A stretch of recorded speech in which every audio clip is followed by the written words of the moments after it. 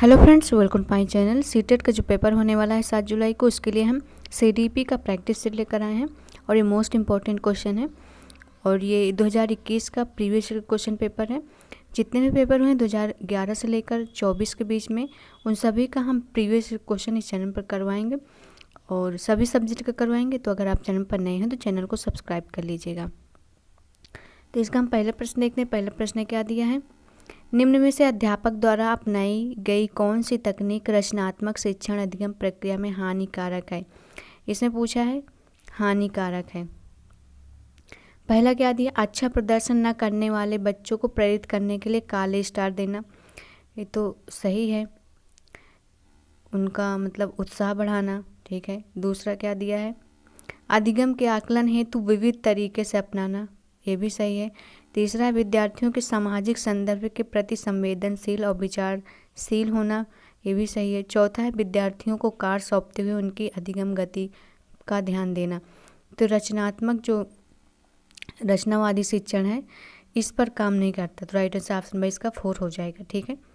रचनावादी शिक्षण इस विश्वास पर आधारित है कि सीखना तब सार्थक होता है जब शिक्षार्थी निष्क्रिय रूप से जानकारी प्राप्त करने के बजाय अर्थ और ज्ञान के निर्माण की प्रक्रिया में सक्रिय रूप से शामिल होते हैं। और इसमें निष्क्रिय रूप से दिया है, तो इसमें जो राइट आंसर हो जाएगा ऑप्शन नंबर 4 हो जाएगा। और इसमें अधिगम गति पर ध्यान देने कहा है, तो ये नहीं होगा।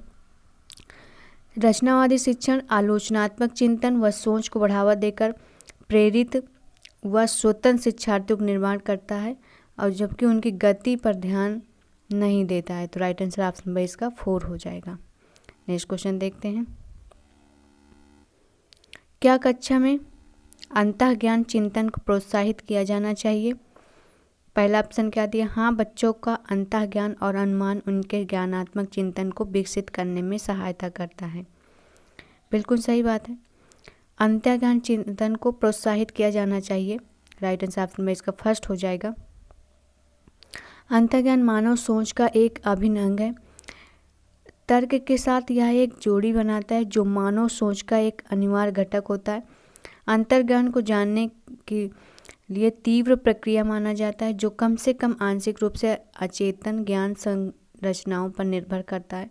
तो जरूरी है अंतर्ज्ञान और अनुमान ज्ञानात्मक चिंतन को विकसित करने में सहायता करता है। नेक्स्ट क्वेश्चन देखते हैं। विद्यार्थियों के सार्थक शिक्षण के लिए उत्साहित करने के लिए उन्हें उद्देश्य रूप में डैश के स्थान पर डैश प्रेरित करना चाहिए। देखते हैं। पहला ऑप्शन दिया अधिगम के स्थान पर उपलब्धि, तो गलत हो गया।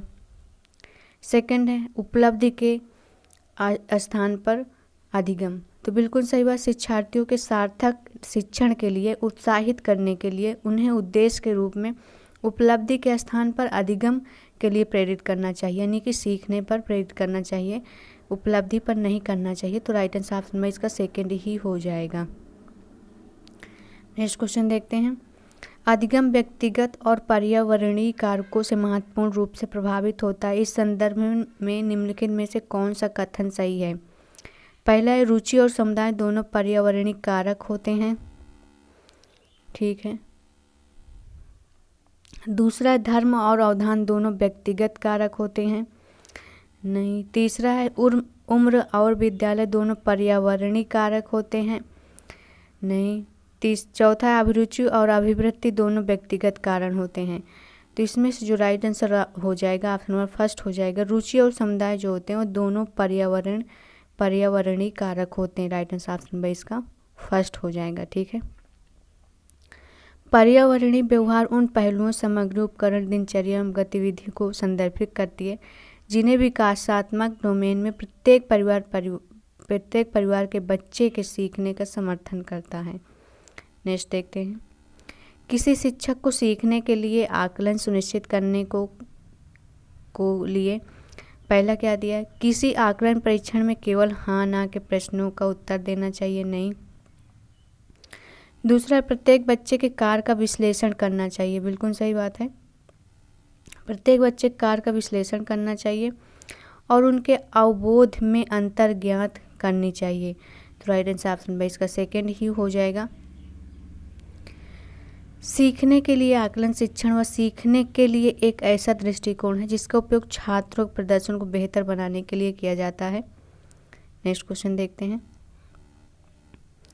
कक्षा में एक बच्चा अपने सहपाठियों से इस तरह व्यवहार करता है और उससे उसके घर में बर्ताव किया जाता है, यह किसका उदाहरण है?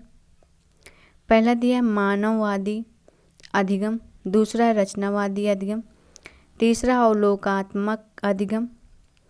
तो इसमें जो राइट आंसर हो जाएगा ऑप्शन नंबर 3 हो जाएगा, अवलोकात्मक चिंतन जो अधिगम है सही हो जाएगा। प्रेक्षण अधिगम, जिसे सामाजिक अधिगम सिद्धांत भी कहा जाता है।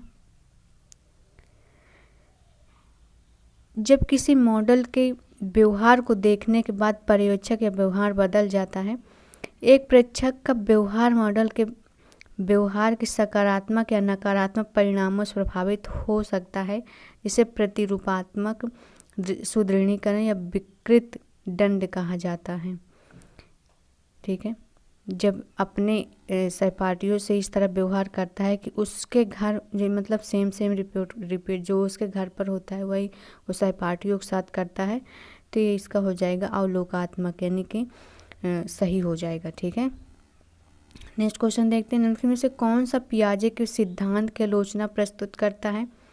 कौन सा है पियाजे के सिद्धांत की आलोचना करता है? पहला है पियाजे ने पूर्व संक्रियात्मक अवस्था में बच्चों की क्षमताओं को कमतर आंका था। दूसरा, पियाजे ने विकास की सतत प्रक्रिया को माना था, सही है। तीसरा, पियाजे ने बच्चों को ज्ञान की सक्रिय संरचना करने वाला नहीं माना था, तो गलत हो जाएगा क्योंकि इन्होंने माना था। चौथा, पियाजे को यह विश्वास नहीं था कि बच्चे बुद्धिमान होते हैं, क्यों नहीं बुद्धिमान होते, ये भी गलत हो जाएगा। तो इसमें से पूछा है कौन सा आलोचना के बारे में पूछा है, तो राइट आंसर ऑप्शन नंबर इसका फर्स्ट हो जाएगा। पियाजे ने पूर्व संक्रियात्मक अवस्था में बच्चों की क्षमताओं को कमतर आंका था, तो इसका right answer option number first हो जाएगा। ठीक है, पियाजे के अनुसार संज्ञानात्मक विकास में 2 प्रक्रियाएं होती हैं, आत्मसातीकरण और समायोजन काम करती है। ठीक है, आत्मसातीकरण तब होता है जब हम अपने स्कीमा यानी स्कीमा सीखने जिसे हम पहले से जानते हों उसमें फिट होने के लिए नई जानकारी को संशोधित करते हैं। जैसे पहले से हमें कुछ पता है उसमें फिर नई जानकारी हम डालते हैं और उसको फिर नए तरीके से हम पेश करते हैं। और इसी तरह समायोजन होता है जब हम पहले से जानते हों उसे संशोधित करते हैं। ठीक है, ताकि नई जानकारी और बेहतर ढंग से हो सके। तो इसमें जो राइट आंसर हो जाएगा ऑप्शन नंबर फर्स्ट हो जाएगा। नेक्स्ट क्वेश्चन देखते हैं। एक सामाजिक संरचनावादी परिप्रेक्ष्य में अधिगम व ज्ञान है। पहला, शिक्षिका द्वारा विद्यार्थियों को संचारित किया जाता है। दूसरा, केवल पाठ्य पुस्तकों द्वारा निर्देशित व निर्धारित होता है, नहीं। तीसरा, शिक्षिका की मदद से विद्यार्थियों द्वारा सह संचरित होता है। और चौथा है विद्यार्थियों द्वारा स्वतंत्र रूप से खोजा जाता है। तो इसमें पूछा है राइट आंसर ऑप्शन नंबर हो जाएगा 3 हो जाएगा, शिक्षिका की मदद से विद्यार्थियों द्वारा सह संचरित होता है। ठीक है, सही हो जाएगा 3। सामाजिक रचनावादी पूछा था। नेक्स्ट क्वेश्चन देखते हैं। विद्यार्थी जिन्हें अधिगम विकार है के सीखने के लिए निम्न में से कौन सी सम्यक कक्षा संस्कृति उपयुक्त है? पहला है त्रुटियों और गलतियों को भूलो तथा उन्हें सीखने का अवसर समझना चाहिए। त्रुटियों और गलतियों को भूलना नहीं चाहिए, उनसे सीखना चाहिए। ठीक है, दूसरा है सख्त पाठ्यचर्या। सख्त पाठ्यचर्या नहीं होना चाहिए, लचीलापन होना चाहिए पाठ्यचर्या में, तो गलत हो गया। तीसरा, विविध शिक्षा शास्त्रीय पद्धतियाँ अपनाना चाहिए, बिल्कुल सही बात है। चौथा, मानकीकृत, तो ये भी गलत हो जाएगा। तो इसमें जो राइट आंसर हो जाएगा ऑप्शन नंबर 3 हो जाएगा, विविध शिक्षा शास्त्रीय पद्धतियाँ हमें अपनानी चाहिए। नेक्स्ट क्वेश्चन देखते हैं। कथन दिया, विविध प्रकार के सामाजिक, आर्थिक और सांस्कृतिक पृष्ठभूमि वाले विद्यार्थियों की कक्षा सभी विद्यार्थियों के अधिगमात्मक अनुभवों को बढ़ाती है। दूसरा है तर्क क्या दिया, क्योंकि समावेशन से केवल उन्हीं विद्यार्थियों को लाभ होता है जो दृष्टि बाधित, श्रवण रूप से बाधित हैं या जिन्हें विकार है। ये तो गलत हो गया, कारण जो है इसका गलत हो गया। ठीक है, कारण इसका गलत हो गया, तो ए सही है और आर गलत है। नेक्स्ट क्वेश्चन देखते हैं। दृश्य सामग्रियों के, अच्छा ये वही क्वेश्चन है। लेव वाइगोत्स्की के अनुसार नए ज्ञान की संरचना किस क्षेत्र में होती है? उस क्षेत्र के बीच में। पहला क्या दिया? जो कि बच्चा जानता है और उसमें जानने का सामर्थ्य है। ठीक है। तीसरा क्या दिया है?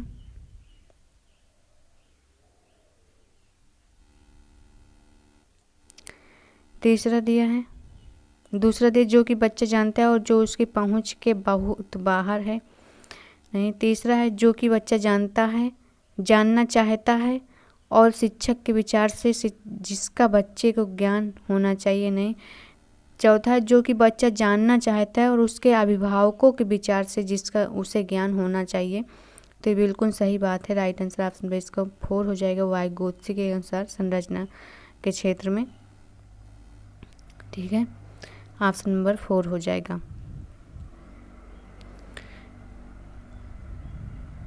नेक्स्ट क्वेश्चन देखते हैं।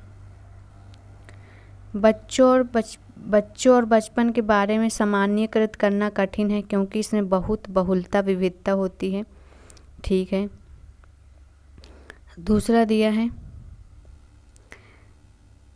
तर्क क्या दिया? क्योंकि बचपन एक सामाजिक सांस्कृतिक संकल्पना होती है। बचपन एक सामाजिक सांस्कृतिक संकल्पना होती है। तो इसमें से जो राइट आंसर हो जाएगा ऑप्शन नंबर फर्स्ट तो सही हो जाएगा। ए सही है और आर गलत है। ठीक है। जब समाजशास्त्री कहते हैं कि बचपन सामाजिक रूप से निर्मित होता है तो इसका मतलब है कि बचपन के बारे में हमारे विचार समाज द्वारा बनाए गए हैं, ना कि बच्चे की जैविक उम्र से निर्धारित होते हैं। बचपन की लंबाई हो जिस क्षण बच्चा वयस्क हो जाता है। तो इसमें पूछा है सामाजिक सांस्कृतिक संकल्पना होती है, तो ये नहीं होगा। तो राइट आंसर ऑप्शन में ए हो जाएगा। बचपन एक सामाजिक सांस्कृतिक संकल्पना होती है। तो दोनों सही हो रहे हैं। तो आप बताइएगा कौन सा ऑप्शन इसमें से सही हो रहा है। सामाजिक सांस्कृतिक संकल्पना होते हैं। वैसे तो इसका क्वेश्चन आंसर हो जाएगा ऑप्शन नंबर 3। नेक्स्ट क्वेश्चन देखते हैं। अधिगम हेतु एक प्रेरक वातावरण के लिए शिक्षक को चाहिए। पहला है, यह मानना चाहिए कि भावात्मक और संज्ञानात्मक पहलुओं में कोई संबंध नहीं होता है। भावात्मक और संज्ञानात्मक पहलुओं में कोई संबंध नहीं होता है। क्यों नहीं होता है?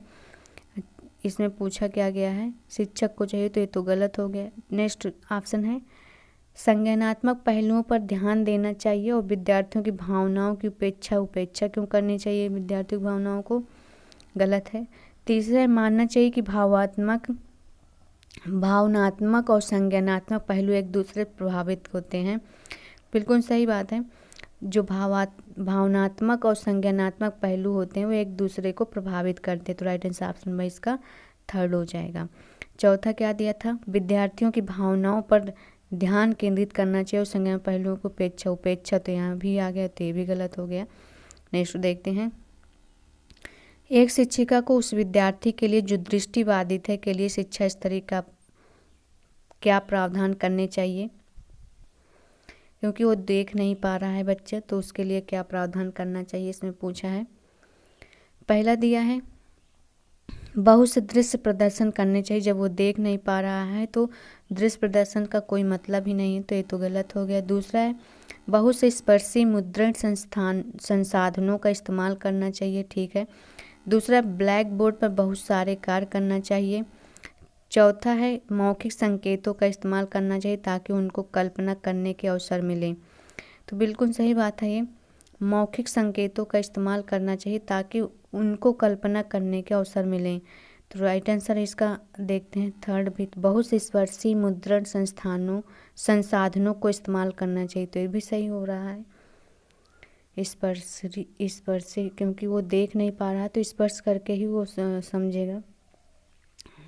तो इसमें से क्या हो जाएगा? दोनों सही हो रहे हैं। तो सबसे जो सही इसमें ऑप्शन लग रहा है, मौखिक संकेतों का इस्तेमाल। मौखिक संकेत, क्योंकि वो बोल कर संकेत कर रहा है ताकि उनको कल्पना करने में अवसर मिले। तो सबसे जो राइट आंसर हो रहा है ऑप्शन नंबर इसका 4 हो रहा है।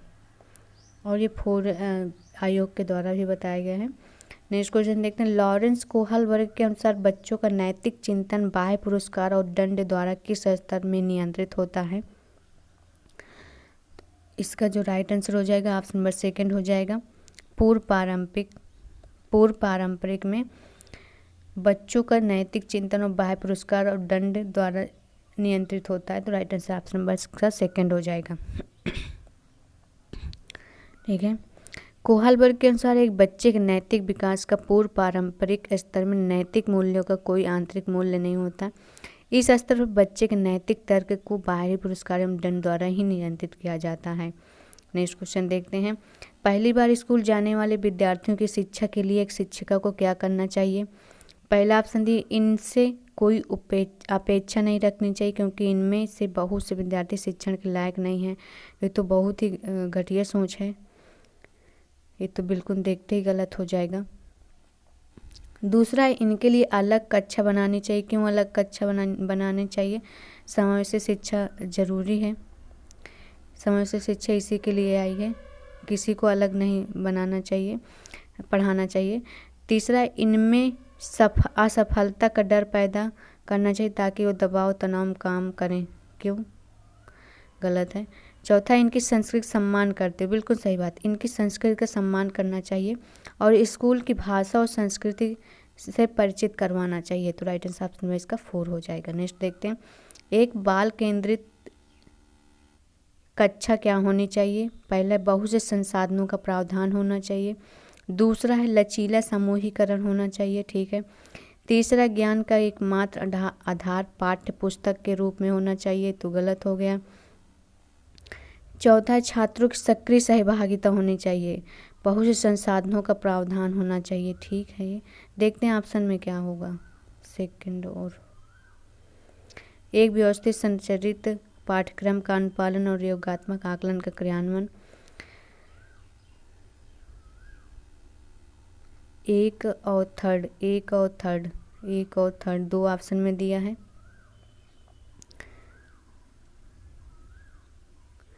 तो इसमें से जो राइट आंसर हो जाएगा ऑप्शन नंबर हो जाएगा फर्स्ट। ठीक है। नेक्स्ट देखते हैं, हार्वर्ड गार्डनर के सिद्धांत के अनुसार बुद्धि एक व्यापक क्षमता है जो संचित ज्ञान और अनुभव पर निर्भर करती है। हार्वर्ड गार्डनर के सिद्धांत के अनुसार बुद्धि एक व्यापक क्षमता है जो संचित ज्ञान और अनुभव पर निर्भर करती है। दूसरा क्या दिया है, बुद्धि को अनेक स्वतंत्र बुद्धियों में विभाजित किया जा सकता है जिसमें प्रत्येक का एक अद्वितीय जैविक आधार होता है। तीसरा, बुद्धि को 3 प्राथमिक मानसिक क्षमताओं में वर्गीकृत किया जा सकता है। चौथा, बुद्धि एक ऐकिक संरचना है।